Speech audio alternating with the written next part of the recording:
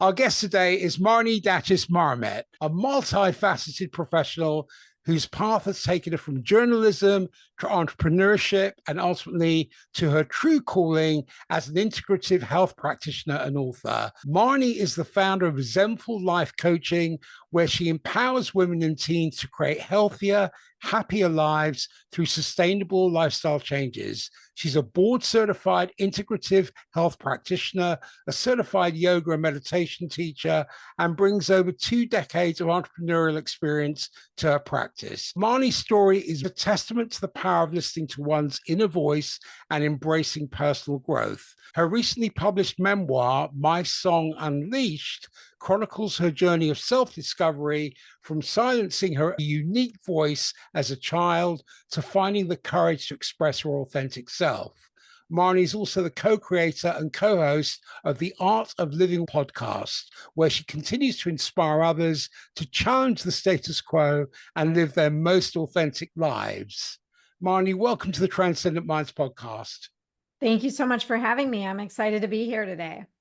Your upbringing was in a health-conscious family. You had a mom who was a TV aerobics instructor, which laid the foundation for your lifelong interest in fitness and wellness. But your journey to holistic health wasn't immediate, but your dedication to self-inquiry and personal growth led you to confront the hard truths about your well-being.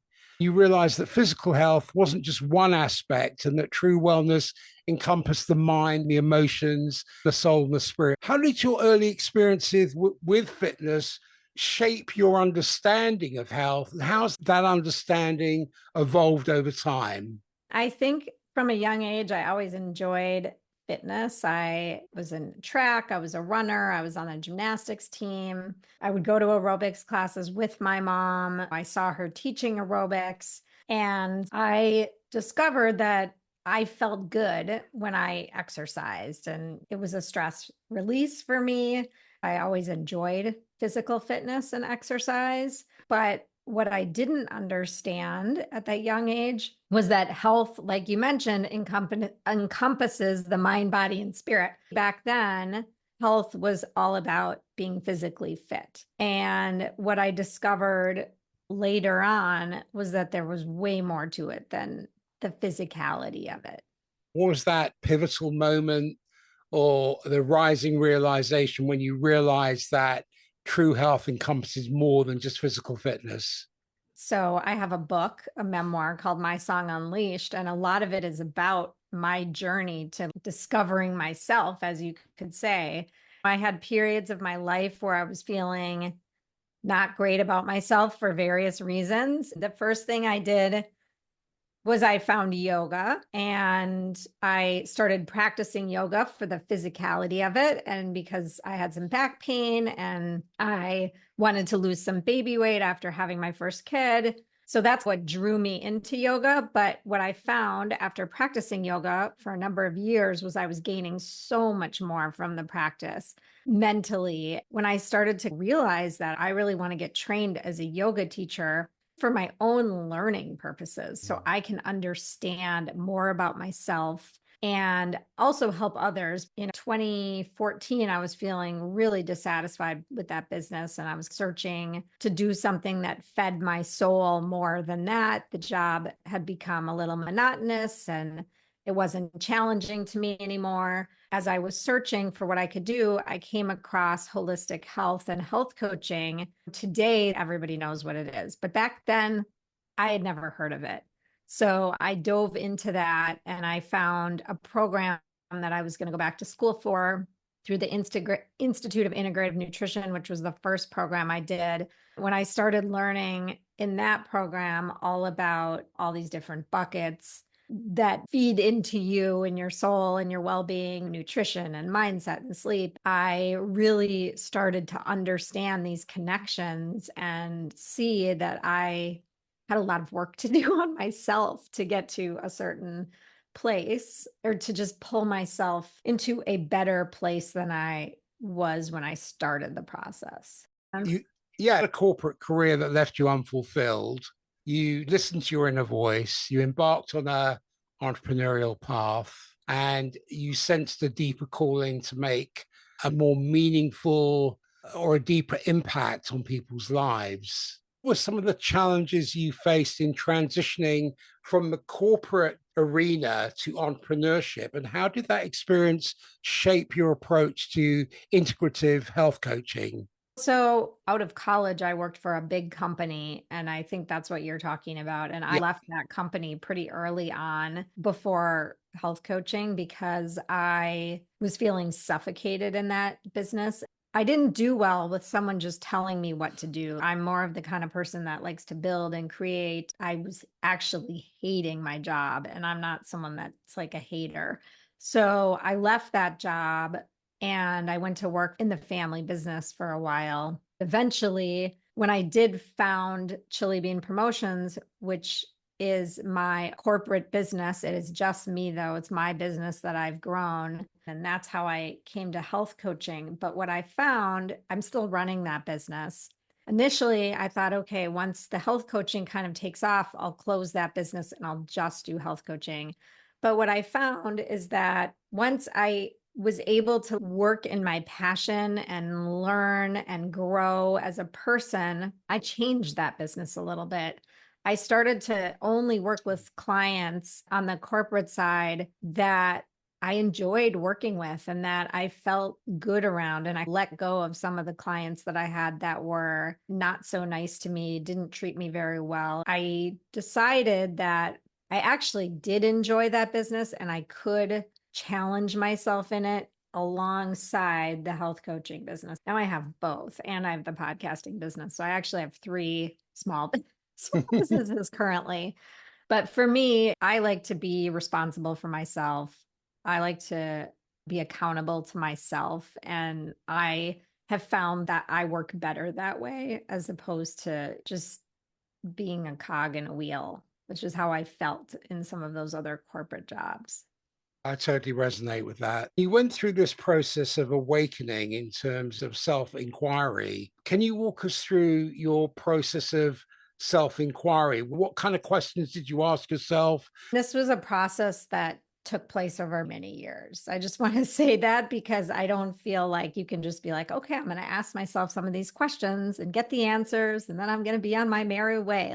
What I started to do was really dig into some questions about my own life and how I wanted to lead my life. And what are the types of things that matter most to me in different areas of my life?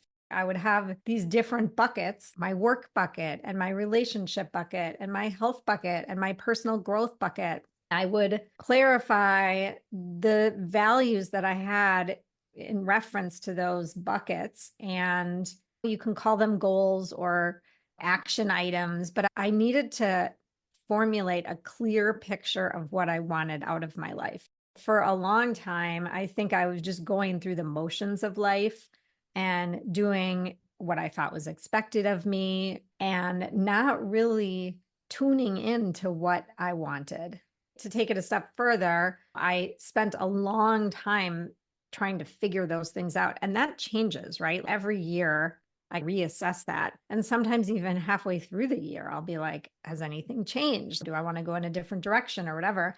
But once I have that all mapped out, then I have to break it down further into actionable steps and how I'm going to implement some of these things. Maybe I can't implement for years, but what small steps am I going to take so I'm a step closer to getting to the life I want? I recognize you may have these big visions and dreams, and right now you have multiple kids and you've got to put them through school or college, and you can't necessarily do right now all of the things you want to do.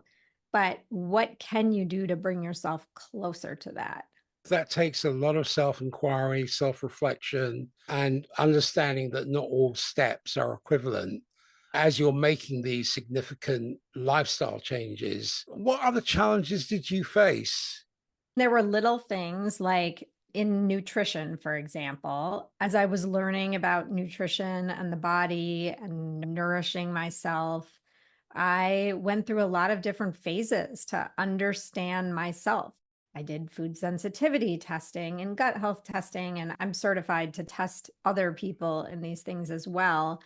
But I found that I had a gluten sensitivity and a dairy sensitivity and an egg sensitivity and all this stuff. So as I was learning things, I became rigid and I cut out a bunch of stuff from my diet. That was great for a period of time. And I actually had a rash on my trunk for a number of years. And a dermatologist had told me it was a disease. It's called Grover's disease, which when I researched and looked it up is something that mostly affects middle-aged men. So I was a little skeptical to begin with. Going through this journey has taught me to really dive in to the things that I want to dive into and be the driver of my own health and wellness and not let anybody else be in charge of my health, because at the end of the day, I'm the person that's going to care most about my health and wellness. What ended up happening is I did a lot of research on this, and I had read that if you give up gluten and you give up dairy and some of this stuff, this may go away. So I decided I was going to try, and I gave it up for about 6 months. And I would say within 6 weeks of giving it up, it has never come back. Now, I will say that I call myself gluten and dairy light.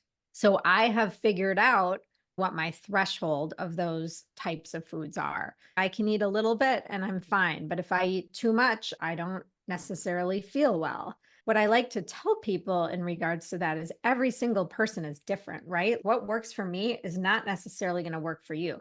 I really try and tell people that we're bio-individual, like we all are different, and there is no one size fits all when it comes to nutrition. Someone may say, oh, paleo is the best, or this is the best, or that's the best. I really believe that it's about self-discovery. It's about what works for you, what feels good for you. I think I had to go through some of these, I don't want to say extreme experiences, but rigid experiences to understand how to be intuitive about tuning into my body and figuring out what works for me. So important. And I wish there was much more of that in mainstream medicine. I wish there was much more of that unique approach and understanding, as an example, your unique brain chemistry, because, some people are much more dopamine prone than serotonin prone.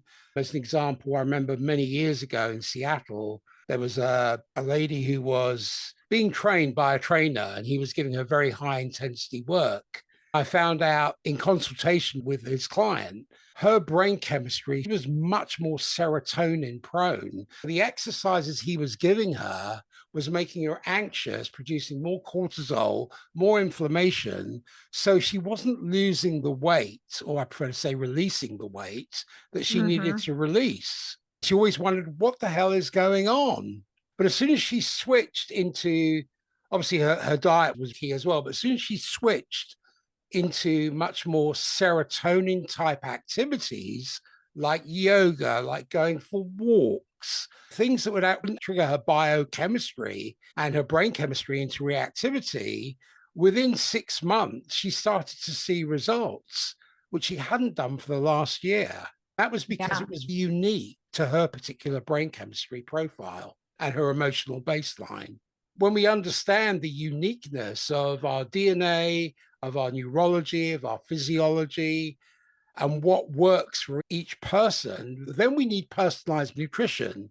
We need personalized programs, not here's a program for weight loss. The weight loss industry, the recidivism rate is over 95%. It's a $1 billion industry. Right. So people are caught in this revolving door because there's the promise that with this product, you will lose the weight. But what they don't show you is the peril of being promiscuous by trying all these different things and the damage it's doing to you, because you are not being at cause, you are being at effect. I can see that someone who would come to you, they would get much more of an individualized understanding of their biochemistry and their brain chemistry and their microbiome. I would take it. Is that right? Yeah, I would say that I do a lot of educating when I work with clients. They have the answers. within Right. themselves. So I'm guiding them, asking them questions, but they're really doing the work.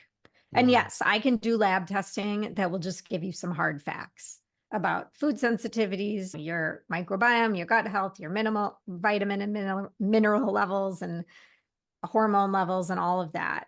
Those are just the facts, right? Then we can guide and educate, and then the client does the work, and they have to want to ask themselves some of these hard questions and figure out how they want to proceed. Many people know what's good for them and what isn't good for them. In your experience, what are some common obstacles that people face when they're trying to make that shift towards a more holistic approach to health and well-being? I think that a lot of people know what they should do and they don't do it. So they don't have the systems in place to be successful. I can help people set up those systems.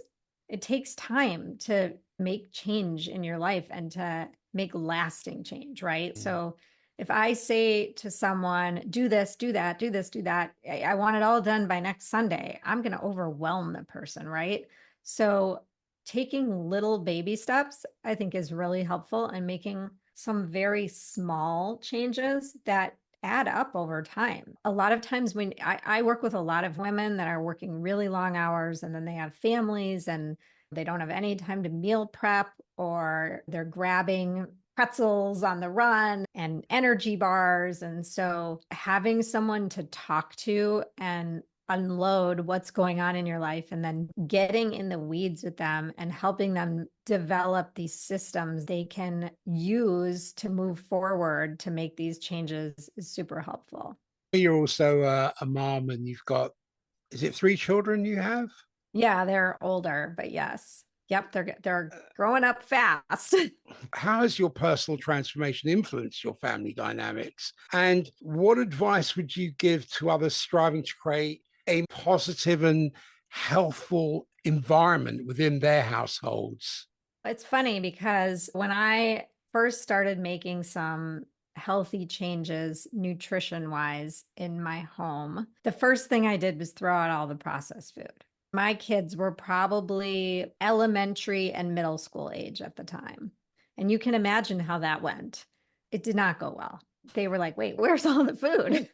So I was like, you can eat it out of the house, but in the house, we're not going to have it. That lasted for a short time. Then I ended up finding foods that were snacks, I would say, that were not great, but were not terrible. I was trying to meet them where they were at, understanding that, okay, it's not realistic for us to just go from 0 to 100 in our home because nobody's used to that. Now, my kids, we never had soda in our home, still don't have soda in our home, don't have flavored drinks, orange juice. We never had any of that. So I feel like we were already starting ahead of the game. I initially was like, okay, everyone's going to be gluten-free now. That just wasn't realistic. I realized that was good for me to learn and understand. And my kids were guinea pigs. But what I did is I would cut up vegetables every week and have them in the fridge, and have a mason jar of unsalted mixed nuts and like other things that the kids could grab. And guess what? When it was there, they started grabbing it. And over time, my kids would start eating smoothies for breakfast. And so they saw me and they started making their own changes just naturally by what was in our house and what I was cooking for dinner. Now my son is 23 and he's out of college and he lives in Chicago on his own in an apartment. And he sends me photos of the healthy food he's cooking, and he's going running, and he really cares about his health and wellness. And that just makes me so proud because I feel like that came from the home he grew up in, and he understands that when he eats well, he feels good. And when he goes out with his friends and maybe they're drinking beer and eating pizza, he doesn't feel great the next day. And he's still going to do those things, but he's already made those connections. Okay, I'm going to do that and I'm going to enjoy it, but then I may not feel as well. So my day-to-day basis, I don't want to eat like that. So I feel like It's been a number of years, right? It's been about 10 years since I've gone through all of this. I think that it has worn off on my kids a lot in a positive way. That's fantastic, because environment will be willpower. You set up the environment for them to be able to superimpose old habits.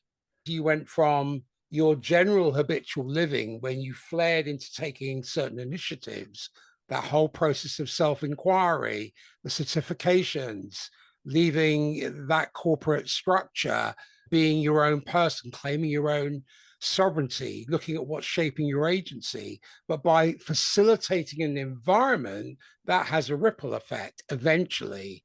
Of course, there's going to be resistance, and I'm sure there was, but after a while, that ripple effect spreads, as you've alluded to, with your son who's living in Chicago, and now he's sending you photographs because you've passed the baton on. It's to do with the environment that you facilitate, as distinct from trying to shove it down their throats or being a dictator about it, or saying, hey, I'm gluten-free now, you need to be gluten-free.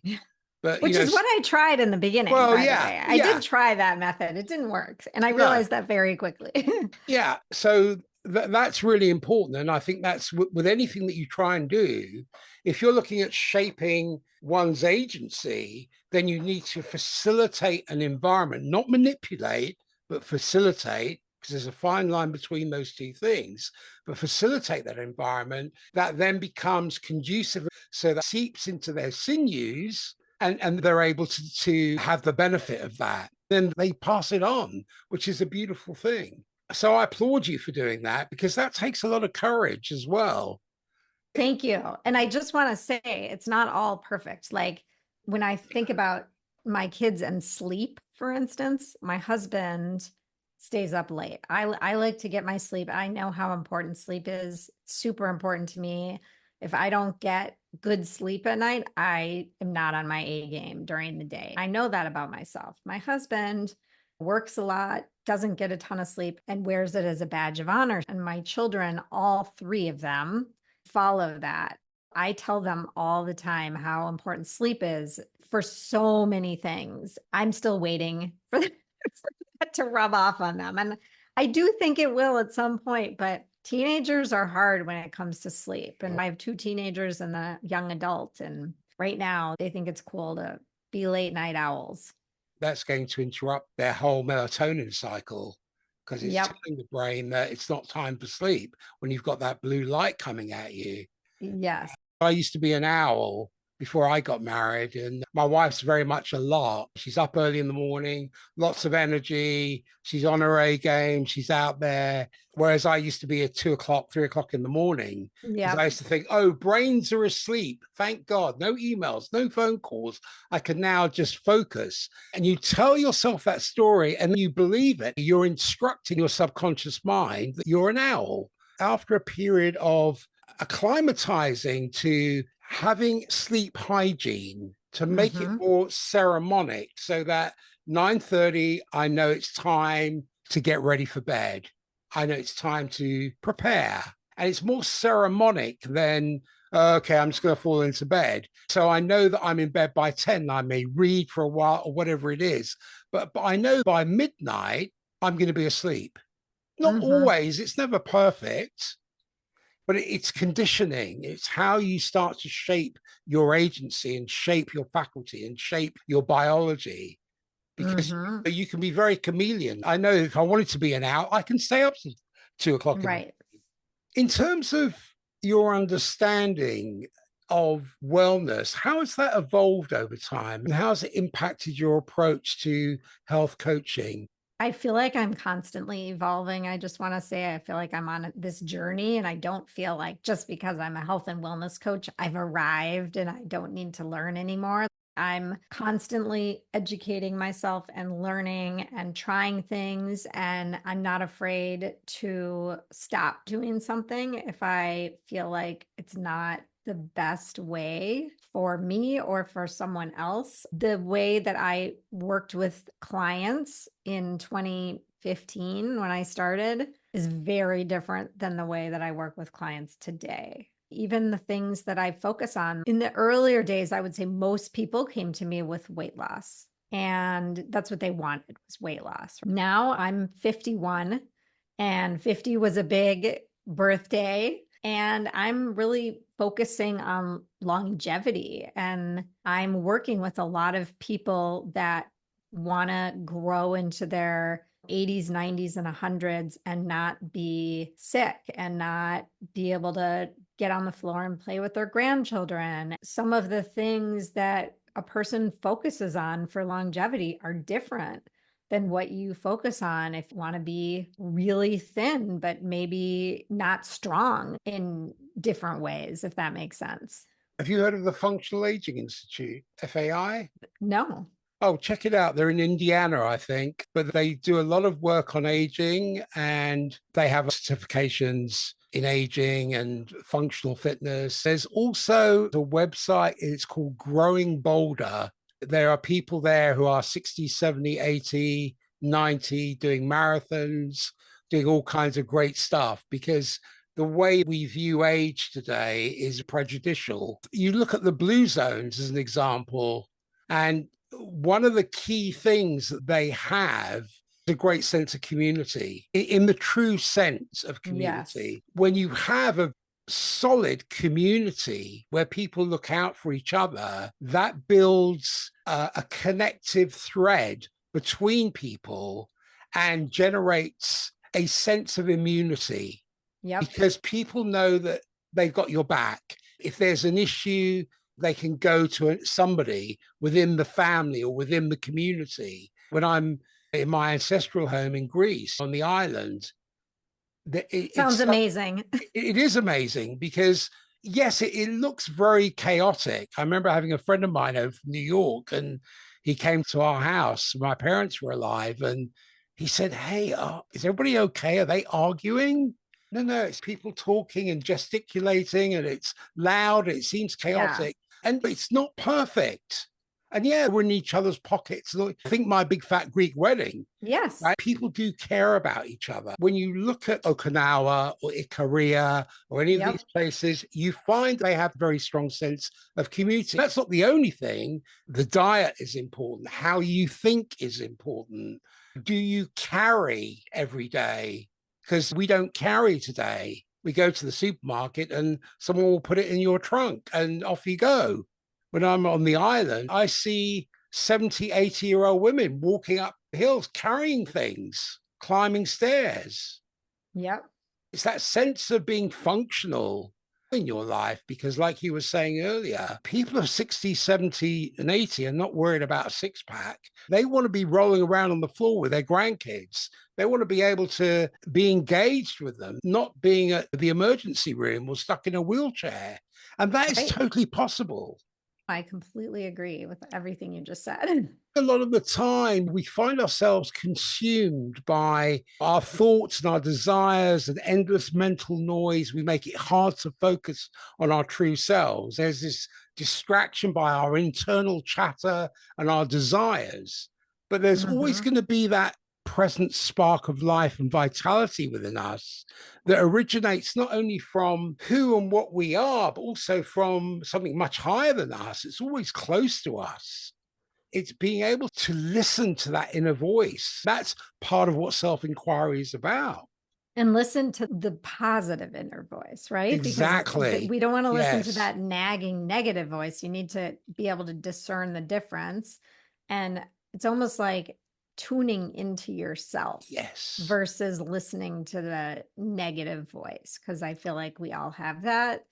Just listening to what you were saying, trying to be as present as possible, because I think sometimes when people, myself included, get caught up in all that noise is when you're focused on the past or you're focused on the future. And if we can just live in the moment and not think about the past as the past, right? It's done.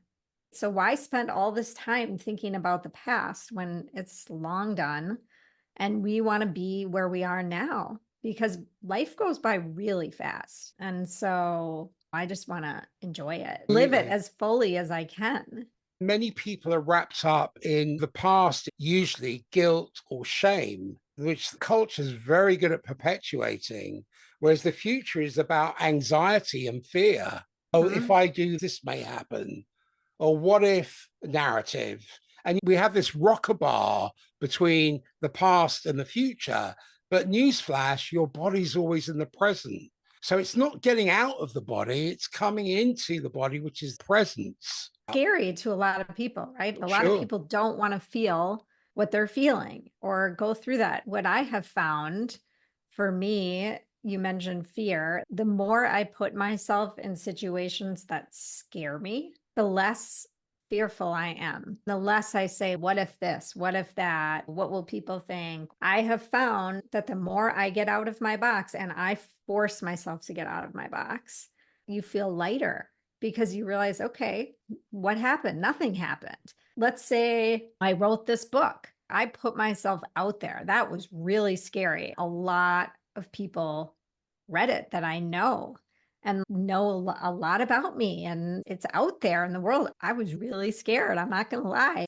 But now I'm like, okay, I did it. What's the worst that happened? Nothing. People gave me amazing feedback. People told me they could relate to my story. Are there people out there that maybe didn't like the book? I'm sure they're there. I'm not going to resonate with everybody, right? And I shouldn't expect to resonate with everybody. But it showed me that I can do scary, hard things and come out and feel better. People feel held back by their fears a lot.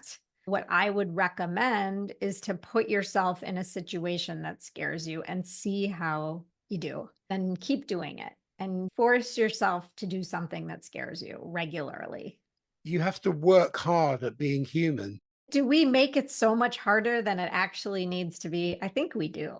Yeah, we do. Maybe Yeah. we need to work smart at being human, but we have to do the work of being a human. I've got to work to be human. Even though I'm given this body, I'm given this vessel, I've got this amazing technology that I can use in terms of a brain, a mind, a body, movement, breath, presence, gratitude, Hmm. all these things that we can use that are so available to us, more so now, that I think there's an element of confusion for many people. But in terms of your book, My Song Unleashed, It's right yeah, here. beautiful. I love that Thank you. cover. It chronicles the journey of finding and trusting your inner voice. This process involves overcoming past experiences of being silenced, but learning to trust yourself. Can you describe a specific moment or when you realized you had been silencing your voice? In all honesty, I hadn't realized I had been silencing my own voice until I wrote the book. That's the crazy Oh. thing. I always wanted to write a book from the time I was a little girl, but I always envisioned myself writing a fiction book. I ended up right before COVID in a memoir writing class just because I wanted to take writing classes, and that class worked out in my schedule. I thought, I just need to write. So I ended up in this course, and the instructor gave us many prompts that were personal because it was a memoir writing class. I started writing and I ended up taking the class with the same instructor 4 times. And in the course, you get peer feedback. So you have to write so many words per week. And if you write the number of words, you get instructor feedback and you get peer feedback. The feedback I was getting from my peers was, you have to write a book. Like, you should write a book. And I was like, I didn't envision writing a book about myself. That feels very personal to me. But I sat with the idea as the course went on. And as I looked at everything I had written, I was like, wow, maybe this should be a book. Like, I should explore this further. So then I hired a developmental editor, which I'm not sure if you're familiar with what that is, but it's different than a copy editor. So a copy editor looks at grammar and sentence structure, but a developmental editor takes all of your writing and makes the order make sense, pulls out themes in your story, helps you develop the arc of the story. So I worked with her, and the first thing she pulled out was the voice theme. And I was like, oh my gosh, I didn't even see that. And the whole book goes back to that theme. So that just shows you how much I was in it and didn't even realize that.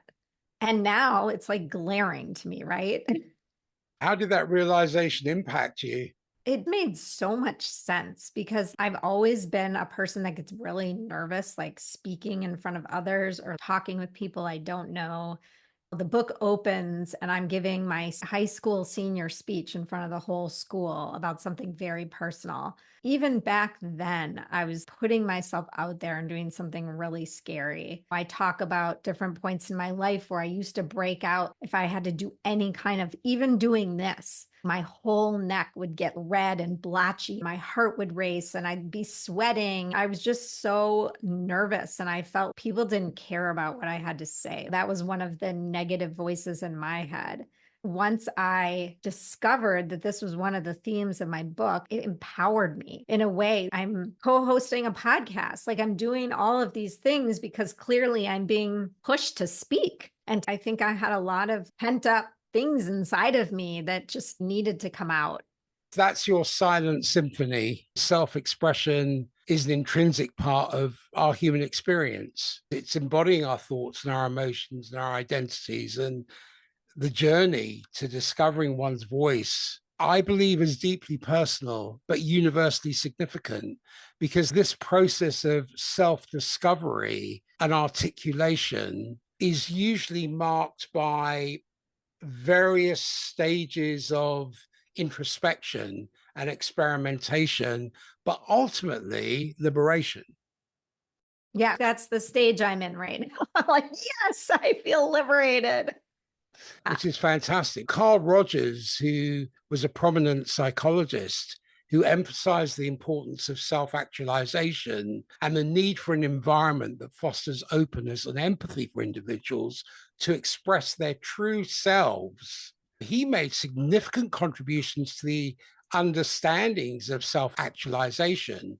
Without going too much into it, his whole perspective on self-actualization is deeply rooted in the broadest theory of personality and human behavior. That was the fundamental motive in terms of being a fully functioning person. That's characterized by being open to accepting experiences, both positive and negative, without being defensive about it, and existential living. So living fully in the present moment without preoccupation with the past or the future. I prefer to call it free occupation rather than preoccupation. Trusting your own, I don't want to say judgment, assessment, having the confidence in your ability to make decisions and rely on that inner assaying rather than external validation, because many people do that. They wait for external validation because they lack inner stability and outer equilibrium. You've also got creativity because you're engaging in something creative and spontaneous expression, because that's part of living authentically and having the freedom to choose, feeling free to make choices and take actions that are congruent with your values and your beliefs. This is all to do with conditions of worth, of self-worth, self-esteem, or soul esteem. There are many more dimensions involved in all of this.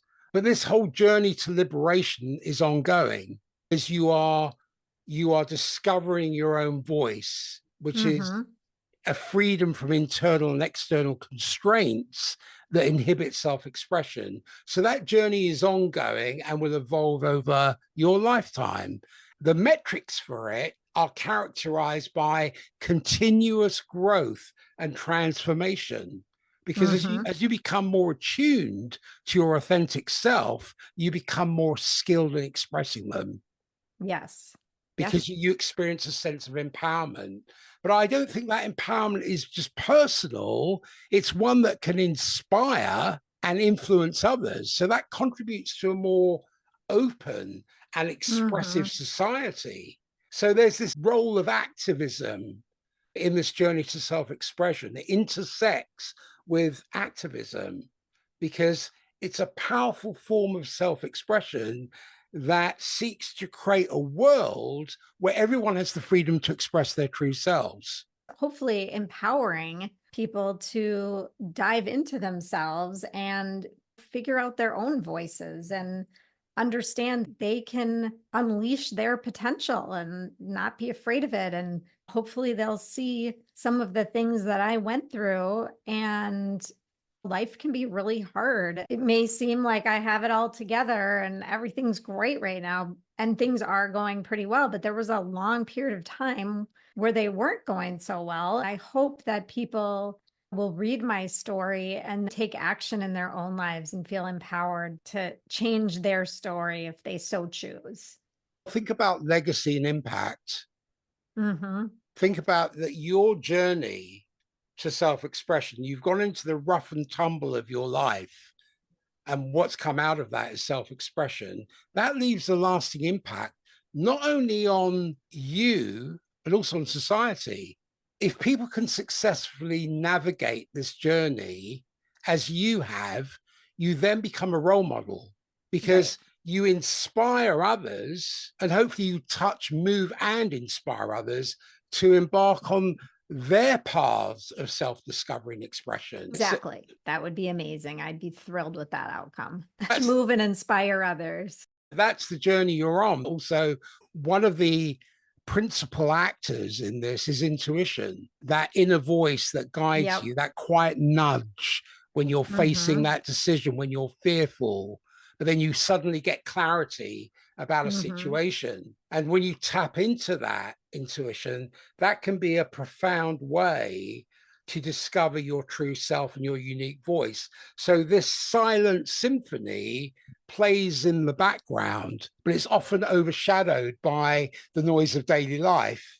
But it also holds the key to your deepest desires and truths, which is really part of the essence of you, not the personality. Talking about intuition, how do you feel it's played a role in your journey to self-expression? I think that I am highly intuitive. My grandmother used to say she has ESP, which is extrasensory perception, for those of you that don't know what that stands for, even as a young child. And what I think we were both feeling is that intuition. I really am a strong believer in energy. If you put something out in the universe, sometimes things will happen, right? Everybody has this where you're thinking about someone and you haven't spoken to them in a few months or something, and then they email you or they call you or whatever it is, whether it's intuition or whether it's putting something out into the universe or whatever it is. I am a firm believer in it. If I'm at a crossroads and I don't know what the answer is necessarily, I will literally ask the universe to help me, which I think is really asking myself. Like, the answer is within me. Sometimes it takes a little longer to get there.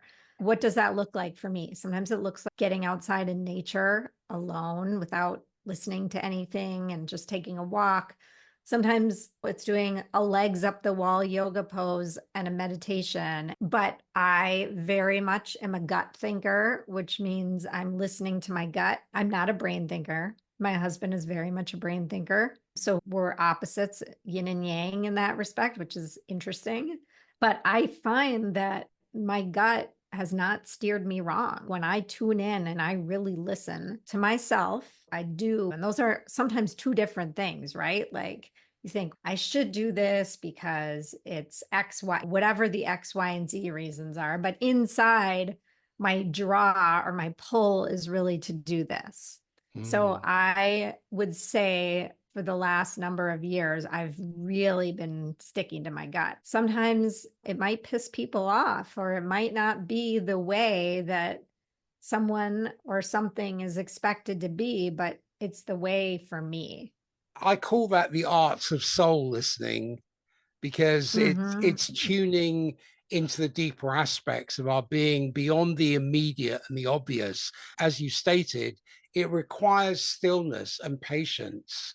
And that allows us and enables us and empowers us to hear the whispers of our soul that speak our true purpose and desire. This process is like fine-tuning an instrument. You're making sure every note is heard clearly and harmoniously. Does that land for you? Totally. I feel that there's a subpoena on one's life. You have a rendezvous with a higher calling. Whether you choose to respond and answer that higher calling is your choice. Do you go down this road or do you go down that road? That's your choice. But it's a sense that you're meant to do something greater than you. That calling, that subpoena could manifest as a passion, a mission, a vision, or just a relentless urge to pursue a certain path. So recognizing and embracing this calling usually leads to a profound personal fulfillment. And not only that, but also a clearer sense of identity and purpose. When we look at something like fear and self-doubt, the flip side of this, and I think this is not always addressed, is the journey to discovering one's voice is fraught with fear and self-doubt. Those obstacles can silence the silent symphony within us. So it makes it much more challenging to express ourselves authentically. We have to be able to set our feet upon that path to overcome and develop the resilience to overcome these barriers if we are to find and use our voice with confidence and clarity. That can manifest itself through art or writing or music or other forms of expression, but they serve as powerful tools for discovering and amplifying your inner voice. That's a tangible way to translate our inner experiences into the external world, making the silent symphony audible to others. Absolutely. Which is what you've done with your book, which is interestingly is called My Song Unleashed. Yeah, lovely right. title. How did you come to that title? I played with a lot of different words, and that was the one that really hit home, basically, is how I came to the title. Yeah, I'm proud of the book and hope that your listeners are interested in reading it. And I'd love to hear from you if you do. Oh, I'd like to get a copy of the book and read it myself. Yeah. I don't know if you'd want to come back and talk a lot more about your book, because I'm always interested in reading the book fully and getting a deeper penetration and a better purchase in some of the aspects of your life and what you've actually experienced. Because when you live authentically and express your true self, that leads to a much more fulfilling and meaningful life. I'm sure in your book, there's an authenticity that will resonate with others and create connections and inspire others. That's the ultimate expression, in a way, of the silent symphony within, when we turn our internal truths into external realities. How would you define authenticity in your life? I think of authenticity as taking the action. Every action that I take feels good and true to my gut or my soul. So if I'm doing something or saying something that doesn't feel like I should be doing or saying it, then I feel inauthentic.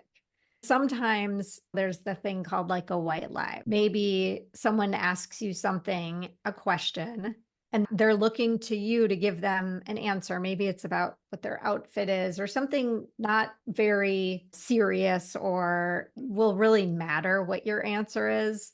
I always struggle with that because I am not a good liar. I don't want to lie. I want to be very authentic. But then I have to say to myself, do I take that authenticity to the level where it could hurt somebody or ruin their day? That is something that I struggle with sometimes, but I would say that to me, authenticity is living the life that I've set out for myself and speaking the words that are true. I mean, that's what it is for me. There are ways of saying things.